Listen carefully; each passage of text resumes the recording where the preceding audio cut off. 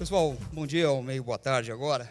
Eu sei que a gente está entre vocês e o almoço, né? Então, uma área um tempo meio complicado o dia. Mas para nós realmente é um grande prazer estar aqui. Como firma, estar no evento como um todo, e principalmente nesse painel. Esse painel que traz empreendedores e junta empreendedores com investidores, aqueles que estão querendo fazer esse crescimento acontecer. Então, realmente, para nós é muito gratificante estar aqui. E vamos tentar explorar os diversos tipos de investimentos. Quem são os Private Equity? Private Equity é um nome que se fala muito, mas se fala muito recentemente. Eles estão aqui no Brasil há uns 15, 20 anos, mas só nos últimos 4, 5 que realmente têm feito, têm aparecido com mais intensidade na imprensa, junto aos empresários. E hoje ainda o Brasil, em termos de Private Equity, fazendo a nossa última pesquisa, ele participa hoje, investimento de Private Equity, com quase 0,5%, metade de 1% do PIB, o que, comparando com nações mais maduras, economias mais maduras, lá o investimento de Private Equity representa 1,5%, 2%. Quer dizer, a participação de Private Equity, apesar de ter crescido muito nos últimos 4, 5 anos, ainda tem muito espaço para crescer, para triplicar de tamanho ou fazer 4 vezes o que eles já fazem. E nesse crescimento de Private Equity, nós temos aqui alguns que estão, Carlyle, General Atlantic, que estão aqui há 3, 4 anos, Tarpon está aqui há mais tempo, mas são novos, estão começando a entender o Brasil. Então, para a gente começar a falar sobre como é que esses investidores olham investimentos, como é que os empresários têm que se preparar para receber esse tipo de parceiro na empresa, é que eu queria, então, perguntar para cada um de vocês, como é que, no seu fundo, como é que vocês olham investimentos, que tipo de investimento vocês olham, em que região, que tipo de empresa, que tamanho de empresa vocês olham, que tipo de empresário vocês estão buscando, e talvez se diferenciar um pouquinho, alguns têm um DNA de ter um viés de participação minoritária, de ser um growth capital, outros com um viés um pouco mais de buyout, comprando o controle de empresas. Isso se diferencia um pouco, apesar do nome ser um só, Private Equity, tem vários tipos de Private Equity, vários tipos de investimentos que são feitos. Então, queria começar esse primeiro parte do bloco falando um pouquinho desse que empresa vocês estão buscando e como é que vocês olham esses investimentos. Talvez começar com o que está aqui, Juan Carlos, o Carlyle, que está aqui do meu lado. Claro, obrigado, Assuti. Bom, o Carlyle, não sei se todo mundo sabe, mas é um dos principais fundos de private equity do mundo. Hoje estamos em mais de 20 países. E aqui no Brasil a gente tem um fundo dedicado de $1 bilhão de dólares para investir basicamente aqui no Brasil e comprar empresas. O que a gente faz basicamente é procuramos empresas de porte médio para grande. Não investimos em empresas greenfield, que recém estão começando, não investimos em projetos, investimos em empresas que de alguma forma já estão consolidadas, que são líderes do setor onde elas operam, mas que ainda têm muito potencial de crescimento pela frente. Nosso DNA, o DNA do Carlyle no mundo, é de um buyout. A gente prefere comprar controle. Temos flexibilidade para ser minoritários e aqui no Brasil, nos últimos 3 anos, temos feito 6 investimentos já. Um deles é minoritário, 5 foram de controle. Só que nossa diferenciação, se você quiser, aí aqui no Brasil, é que a gente não compra empresas, a gente entra em parcerias. Não compramos 100% das empresas.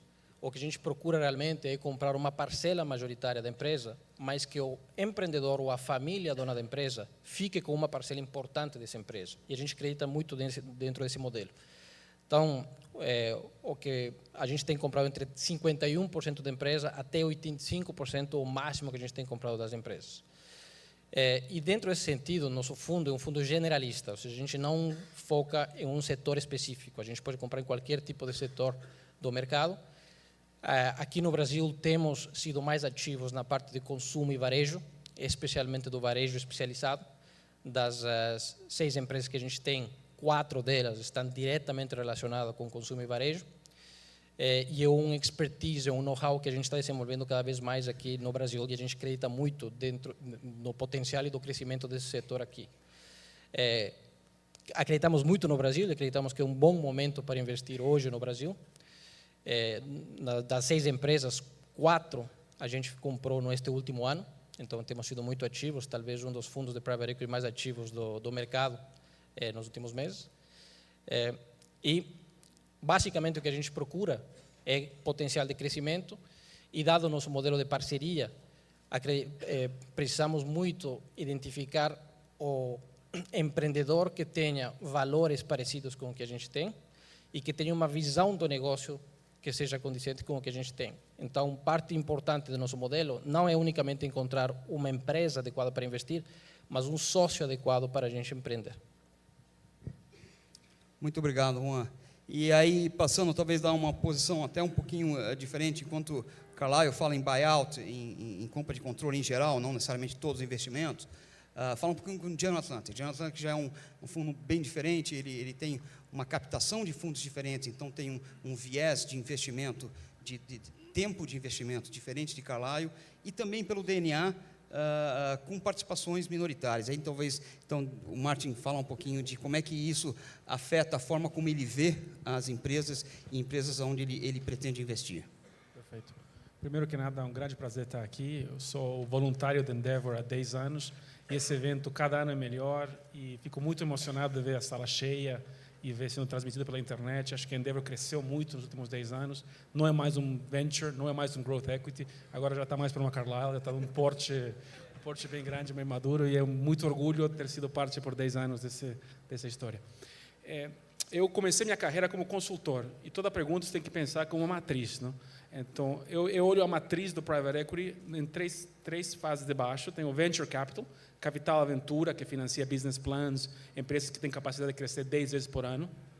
No meio tem growth equity, que é capital para crescimento, que é o que a General Atlantic faz. São empresas que já são lucrativas, mas ainda não são maduras, crescem 20%, 30%, 40% ao ano, mas já tem um modelo de negócio comprovado. E na terceira dimensão, são empresas já mais maduras, que você compra o controle para melhorar a eficiência operacional dela, turbinar um pouco o crescimento, geralmente alavancado. São os 3 segmentos, e os fundos geralmente se focam em um dos 3. E a outra matriz para pensar é como os fundos são organizados. Tem fundos que são 100% brasileiros, primordialmente brasileiros, a Tarpo é um claro exemplo.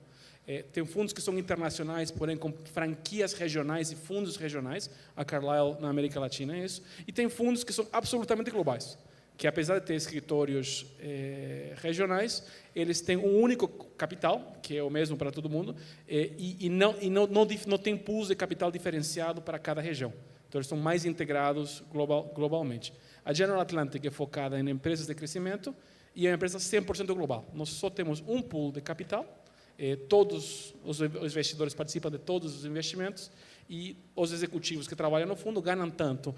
Eu, como sócio da GE, ganho tanto no investimento que é feito na China como que é feito no Brasil. Então, tem uma outra dinâmica de investimento. Essa é a segmentação. A gente investe em crescimento. Que tipo de investimento a gente procura? Eu fui empreendedor e estou no private equity já há 8 anos. É muito simples. E 3 coisas que eu procuro. A primeira é um mercado que vai crescer por 10 anos. É uma onda de 10 anos? É a primeira pergunta que eu pergunto. Porque se é uma onda só de 5 anos, não é boa o suficiente. Porque daqui a 5 anos você vai querer vender, e se o mercado parar de crescer, o preço que você vai conseguir vender não vai ser atrativo o suficiente. Então, a gente gosta de apostar em ondas gigantes, ondas de 10 anos, sonhos grandes. A segunda é a empresa que a gente investe tem barreira de entrada. E a pergunta-chave para determinar se uma empresa tem barreira de entrada ou não é quanto dinheiro preciso dar para alguém montar uma coisa igualzinha. Se esse dinheiro é um número bastante baixo, não tem barreira de entrada. Se esse dinheiro é impossível, é infinito, maravilhoso, pode pagar 50 vezes EBITDA, que essa empresa é uma joia.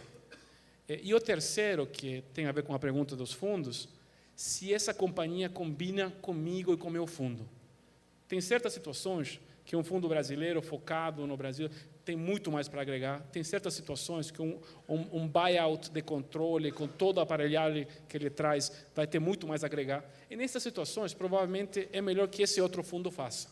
Então, a gente procura encontrar situações, ou porque a empresa tem um setor que a gente conhece, ou porque o desafio é um desafio que a gente já enfrentou em outro lugar, ou porque a necessidade de tecnologia é uma coisa que a gente entende para caramba. Tem que ter um bom encaixe. Se você fala sim para as 3, é um bom investimento para a GA e vai ser provavelmente um ótimo investimento para a pessoa que está se associando com a gente. Okay, e aí dá uma ideia de como é que você tem um nome só Private Equity, mas tem vários perfis de Private Equity, tem vários DNAs, tem vários tipos de investidores, para cada tipo de investimento, para cada tipo de empresário, para cada tipo de empreendedor. Se você fosse fazer um pitch, se tivesse aqui um empresário, um empreendedor, e você está fazendo um pitch para entrar na empresa dele, está lá disputando o Carlyle e GA, e aí eu vou estigar um pouquinho. Como é que se diferencia? Como é que GA é diferente de Carlyle ou Carlyle é diferente de GA? Na hora de participar, não de fazer o investimento, na hora de participar dessa administração no período em que ela continua ou vai ser seu portfólio. Eu comecei da outra vez com você, vamos começar com o Martim agora, então. Vamos lá. É impressionante, nós como investidores, para escolher uma empresa, olhamos 200, escolhemos 20, olhamos para trás, para frente, viramos para baixo, fazemos filtros, gastamos 6 meses para olhar a empresa e, às vezes, no final de tudo, não compramos. No momento do outro lado, o lado do investidor, ele contrata um banco, o banco convida um seleto grupo de 40 fundos para bidar pela empresa, por convite, você tem que ser muito importante para ser convidado, e o critério de seleção de 95% dos leilões que eu participei, quem pagou mais levou. Com pouca referência à pergunta tão vital de quem que vai ajudar mais minha empresa. E a maioria das transações, as pessoas não estão vendendo 100%. Podem até estar vendendo o controle, mas ainda vão ficar com a participação. E mesmo quando vendem 100%, não tem coisa pior de você vender tua empresa 100% e 5 anos depois vê-la e ver que foi destruída. E que ela não cumpriu as expectativas do que você gastou 20 anos construindo. Então, escolher o sócio é muito importante. E a Endeavor tem a revista Endeavor tem um site onde os voluntários escrevem blogs, e eu escrevo um blog, tem um lá como escolher o sócio, mas para quem não sabe ler, vou resumir. O principal é pegar referência. Ou seja, se você vai se associar com o Carlyle, com o sócio XPTO, liga não para as investidas agora do Carlyle e daquele sócio, porque nenhum sócio vai falar mal de sócio. Liga para os ex-investidas, liga para os ex-sócios e pergunta como foi o casamento com Carlyle ou com GA. Se vocês fizerem isso, com certeza vocês vão escolher GA sempre e Martin Escobar sempre.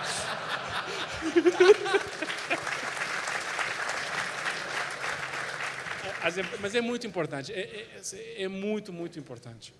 A GA, principalmente, é minoritária, então ela tende a não concorrer muito com Carlyle. Aliás, é rara vez que a gente está concorrendo com Carlyle, então a gente não bate de frente tanto. As áreas que, muito brevemente, como a gente não controla, a gente não manda, a gente tem que convencer. E para convencer tem que encantar. Então, a gente é um bando de encantadores, fica dando sugestões, tentando convencer as empresas. E como o Zeca falou, é difícil. No Brasil, um empreendedor é temoso, porque o sucesso dele fez ele ser temoso. Então, entra mais bem-sucedido, mais temoso. E como você só quer investir em empresas bem-sucedidas, só investe em temosos. Então, você tem que convencê-lo. A gente ajuda em estratégia, porque a gente conhece as indústrias. A gente ajuda em tecnologia, tem um time de 6 pessoas que só fazem tecnologia e a gente traz para cada das companhias. Em finanças, tem um time de 5 pessoas mundiais que ajudam as empresas a preparar para IPOs, fazer estruturações. Em recursos humanos, nós temos 30 anos de investimento, 300 empresas investidas, mais de 2.000 funcionários que passaram por nossos critérios de avaliação. Hoje em dia, já 1 de cada 6 executivos que a gente traz para nossas empresas vem da nossa rede de relacionamentos e também em contatos internacionais. Metade de nossas empresas, durante o tempo da nossa estadia e sociedade, se internacionalizam. E nossa rede de contatos é uma coisa que a gente alavanca muito e faz isso de uma maneira estruturada. E esse é o cardápio que a gente mostra para as pessoas que viram nossos sócios. Obrigado, Martim. Com você, Juan. Quase me convenceu, Martim. Não, na verdade, eu concordo com o Martim com todos os pontos que ele colocou e a gente não é competidor. Inclusive, o Carlyle, dentro do espectro que a gente trabalha, que é mais para um buyout de média para grande, nossos principais concorrentes diretos, eles têm um modelo bem diferente do que a gente. Eles preferem comprar 100% da empresa. Mas é por um motivo muito simples, é porque é mais fácil. O dia depois do investimento, é muito mais fácil você ser dono de 100% da empresa e fazer as mudanças que você quer fazer, colocar aí os best practices que você tem, colocar o management profissional que você vai contratar e fazer o que você quiser. É muito mais fácil fazer isso que fazer isso em um modelo de parceria. Porque não importa se teu parceiro, o fundador da empresa, tem 15% ou ele tem 49%. No final das contas, vai ser uma cogestão. Se você realmente começa a entrar em briga com o empreendedor ou com a família, não importa quão bom é a indústria ou quão bom é a empresa, você mata o investimento, vai ser um investimento ruim. Essa é a nossa principal crença, né? E por isso que a gente realmente tem se especializado nisso, em trabalhar com famílias e em trabalhar com modelos de parceria. O que o Martin comentou é exatamente o que a gente faz quando fazemos o pitch. Quando a gente vai lá e nos apresentamos, primeiro que a gente tenta evitar todos esses leilões, porque é exatamente o que ele comentou. Os bancos de investimento, que o que tentam fazer é não deixar que você fale com o vendedor e tentar fazer uma coisa absolutamente matemática, técnica, onde realmente você não está desenvolvendo nem conseguindo enxergar bem quem vai ser seu sócio. Isso funciona para quando você vende 100% da empresa e você é um vendedor. A gente não está procurando empresas à venda. A gente está procurando empreendedores que procuram sócios. Sócios para levar a empresa para outro patamar. Normalmente, onde a gente encontra um fit, são com empresários que eles sabem que já chegaram a um nível onde eles precisam de ajuda para levar a empresa para outro patamar, especialmente se eles querem ir para o mercado público, para um IPO. E é aí onde a gente pode agregar muito valor, porque a gente entra, eles deixam o dia a dia da empresa, deixam a gestão, a gente não acredita em ser sócios de uma pessoa onde a gente vai ter duas relações, relação de sócio e relação de chefe. A gente não acredita nisso, isso vai dar conflito em algum momento. Então, eles deixam de ser gestores, eles passam a ser parte do conselho de administração e a gente traz, em conjunto e em consenso, management, gestão profissional. E aí a gente ajuda em um sinnúmero de outras formas e a melhor forma de você vender é com o track record, como o Martin comentava.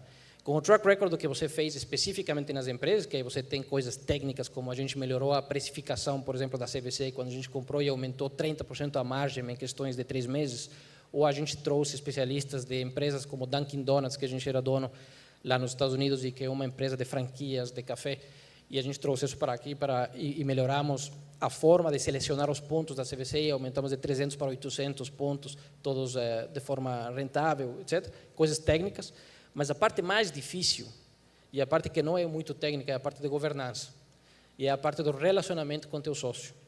E isso daí realmente é uma arte, não uma ciência. E é aí onde realmente o Martin e eu temos que dedicar mais tempo, por exemplo. Eu dedico 80% do meu tempo para o relacionamento com os sócios.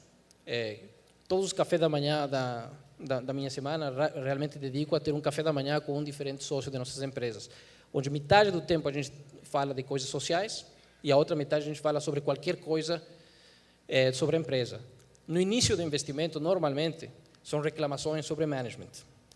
O entrepreneur normalmente sempre, não importa, ele concordou, ele entrevistou, ele está aí, mas sempre começa a sofrer com o momento de transição. E normalmente é sempre uma questão de cultura. Todo empreendedor, eu não vi ainda nenhum empreendedor que não seja absolutamente apaixonado pela empresa que criou. E nenhum empreendedor que não considera a cultura da empresa como a base fundamental do sucesso da empresa que ele tem. E a gente acredita nisso. Só que cultura é muito difícil de descrever. No caso do Ricardo Sayão, que é o fundador da ReHappy, que a gente comprou, eu lembro que um dia ele me ligou, preocupadíssimo, e falou: olha, Juan, precisamos ter esse café da manhã, já não a quinta vamos fazer agora porque a empresa vai falir. Ui. Eu realmente me preocupei, eu não sabia se tinha algum problema de due diligence, um fraude importante, alguma coisa aí. Ele chegou deprimido, mas realmente deprimido. E eu falei: bom, Ricardo, o que aconteceu? Ele falou: olha, uma coisa seríssima. Fui na loja lá da Aracanduva e encontrei as gôndolas aí, que tinham colocado todas as gôndolas brancas. Falei: e aí? Como e aí? Imagina, isso é um pecado para a gente, gôndolas brancas. Falei: bom, mas e o que acontece com as gôndolas brancas? Ele falou: não, você não entende nada. Eu sou pediatra. Falou: eu conheço de crianças, eu criei este negócio há 25 anos. Todas as nossas gôndolas são vermelhas. E as gôndolas são vermelhas por um motivo. Porque as crianças, o principal cor que elas enxergam é vermelho. Ele é uma coisa que ajuda as crianças. Elas se sentem bem. Então, você não pode vir aí e colocar uma gôndola branca. E quando eu perguntei para o CEO, que é um CEO super sofisticado, que é um ex-CEO do Walmart, etc., ele falou que era porque estava mais barata, que as gôndolas brancas eram mais baratas, que por isso que ele colocou. E aí você vê, e sinceramente eu não sei se a gôndola vermelha ou a gôndola branca vai vender mais brinquedo ou não, mas o que eu tenho certeza é que ele está absolutamente convencido disso e que isso faz parte da cultura da empresa. E que todas as pessoas que trabalham na ReHap estão convencidas disso. E a gente tem que respeitar e a gente tem que trabalhar junto com isso. Né? Então, no caso da Tokstok, que foi um dos poucos casos que a gente participou de um leilão, eles não queriam vender controle, não queriam vender 100% da empresa, mas queriam vender o controle. A gente falou diretamente, o primeiro pitch que eu fiz para o Regis e para a Guilhem, que são os fundadores lá, eles apagaram o Carlyle da lista, porque o pitch que eu fiz para eles, eu falei, olha, a única coisa que eu vou falar para vocês dentro desse processo é que vocês vão sofrer. E eles falaram, olha, que tipo de pitch é esse? Eu falei, vocês vão sofrer, não importa com quem vocês se associem, vocês vão sofrer. Mas o único conselho que eu faço para vocês é exatamente o que o Martin falou. Faça bem o due diligence de quem vai ser seu sócio, porque este é um casamento. Você está vendendo agora 60% da empresa, mas você fica com 40%. E você pode estar cheio de dinheiro depois, com o dinheiro que paga, mas você vai ficar deprimido se você ver sua empresa indo para o buraco. E então, na verdade, é isso. É uma sociedade, uma parceria. É com quem você entra em casamento. Tem que ter fit e valores em comum. Muito obrigado, Rua. A gente falou um pouquinho, então, a gente já falou sobre investimento, o que eles estão olhando, depois que eles entram na empresa, como é que eles transformam, ajudam a transformar o empreendedor. E eu queria abusar um pouquinho, voltando e instigar outra vez, e acho que esse é meu papel aqui, e aí usar um pouquinho o Zeca também, que ele já falou sobre alguns investimentos. Em geral, aqui, o Private Equity tem um fundo em geral investe em 10 empresas, o Private Equity administra vários fundos, mas ele investe em 10 empresas e não vai ganhar dinheiro em todas.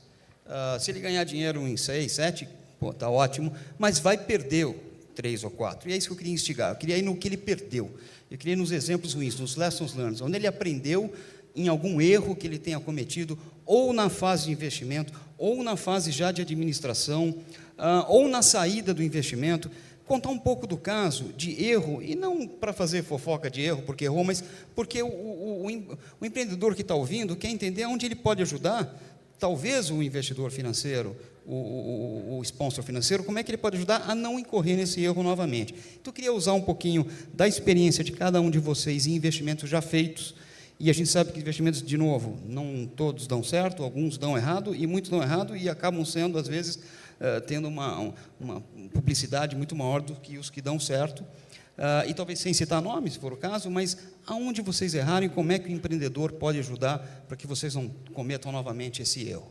Martin, eu sei que você nunca errou, mas a pergunta é, se você um dia tivesse errado... Hipoteticamente. Você acha que você teria errado aonde? E como é que... Olha, eu vou contar uma história pessoal que eu errei. Era como empreendedor, e é uma história que eu conto muito para os empreendedores de Endeavor, porque eu vejo acontecer muito. Toda a história de sucesso passou por momentos de quase morte. Todas. Às vezes foram muito dramáticas, às vezes menos dramáticas, mas não existe céu de brigadeiro durante 10 anos. O Submarino, que eu fui um dos fundadores, quase foi vendida por $1 bilhão em menos de 2 anos. Íamos todos ficar muito ricos, muito felizes. Aí estourou a bolha, e em 2003 não tinha dinheiro para pagar as contas, reduzimos custos, etc. E eu desisti. Eu desisti do Submarino e desisti do Brasil. E falei, vou voltar para os Estados Unidos. E o único emprego que eu consegui foi para ser diretor de uma fábrica de salsicha em Chicago. Como chamava? Concorrente nosso. Sim. BR Foods. E estava quase quebrada. E eu falei, olha, eu vou começar de novo, estou no Brasil 8 anos, o Brasil é o país do futuro, sempre será, internet não existe, era uma ilusão. E eu comprei a passagem e eu ia ir primeiro. E minha mulher, que estava grávida da minha primeira filha, estava com uma barrigona de 7 meses, e a gente estava indo no inverno, e estava fazendo um frio em Chicago. E eu estava indo para o aeroporto, e minha mulher me pegou no canto e falou, não desiste, não. Aí eu cancelei. Falei, eu sinto muito, fiquei. Aí, em menos de 3 meses, eu voltei para o Submarino. Em menos de 1 ano, fizemos o IPO do Submarino. Em menos de 2 anos, vendemos o Submarino por $1,6 bilhão. Então, uma história de morte quase acontecida. Se não fosse por minha mulher, seria hoje muito mais pobre do que eu sou. Eu acho que não desistir. Eu acho que toda história de sucesso tem períodos ruins e tua obrigação é simplesmente manter a empresa viva, porque as coisas viram. Tudo vira. É só não morrer e não desistir. Então, não morra e não desista. Obrigado, Martin. Mudando um pouquinho agora, Juan, não falando de erro, mas pensa no empreendedor que está sentado lá. Como é que ele pode melhorar? O que ele tem que fazer? O que ele pode fazer para ajudar o investidor a não incorrer nesses erros? Quer dizer, como é que ele tem que se preparar para receber vocês como investidores de longo prazo? Bom, eu acho que, outra vez, voltando um pouco para aquele alinhamento de visão. A primeira coisa que o empreendedor tem que ser, quando busca ou quando procura um potencial investidor, é ser muito transparente no que ele quer. Eu acho que isso é fundamental. Se ele simplesmente está querendo vender um negócio, se ele realmente está querendo um parceiro e está disposto a receber mudanças que são necessárias dentro de qualquer tese de investimento. Então, acho que essa é a principal coisa. Já dentro, uma vez você faz o investimento e entra dentro disso, acho que tem uma responsabilidade mútua, tanto do investidor como do empreendedor, de desenvolver esse relacionamento e de aprender a trabalhar juntos. Eu lembro que um dos primeiros investimentos que a gente fez, Scalina, que é uma empresa de moda feminina íntima, tem 3 fábricas, uma das fábricas em Itabuna. E o fundador é um trator de trabalho, é uma pessoa completamente workaholic que montou absolutamente tudo desde o início. Ele já tem 65 anos, mas ele tem, obviamente, muito mais energia do que eu tenho, por exemplo. E eu sentia que ele não me respeitava. Eu sentia que ele me achava um executivo de um fundo internacional, que, aliás, para ele, Carlyle e Goldman Sachs é a mesma coisa. É um banco de investimento, qualquer um. Então, ele não enxergava que a gente poderia agregar valor dentro disso. E então, eu terminei ganhando o respeito dele de uma forma que eu não imaginava que ia ganhar o respeito dele. Porque eu tentava mostrar aí todo o nosso conhecimento, nosso know-how, todo o poder do Carlyle no mundo, coisas sofisticadas, mas nada disso realmente movia o coração dele. O que moveu o coração foi uma viagem que eu e ele fizemos para Itabuna, onde tudo deu errado. Nossa viagem, o voo atrasou, a gente tinha que chegar 10 da noite em Itabuna, e terminamos chegando 3 da manhã, completamente acabados, de um hotel que, de propósito, era o pior hotel da cidade, que ele tinha marcado. Eu estava vestido assim, em Itabuna, obviamente era o palhaço da cidade, né? E quando chegamos lá, às 3 da manhã, completamente acabado, eu falo, bom, Ronaldo, que chama ele, qual é o plano para amanhã? Ela fala, não, então às 5 da manhã a gente sai daqui. Falei, não, mas tá de brincadeira. Não, 5 da manhã, se você quiser você fica, mas eu vou. Então, não dormir, ir com ele junto, 5 da manhã, e ficar o dia inteiro na fábrica, de uma máquina para outra, respeitando, olhando, não foi conhecimento, foi realmente ele ver que a gente estava interessado no que ele fazia. E trabalho, é mais uma questão de perspiração que inspiração, que eu ganhei o respeito dele. E depois disso, a coisa foi bastante mais fácil. Muito obrigado. Obrigado a todos. Chegamos ao final aqui do painel. Queria agradecer a todos.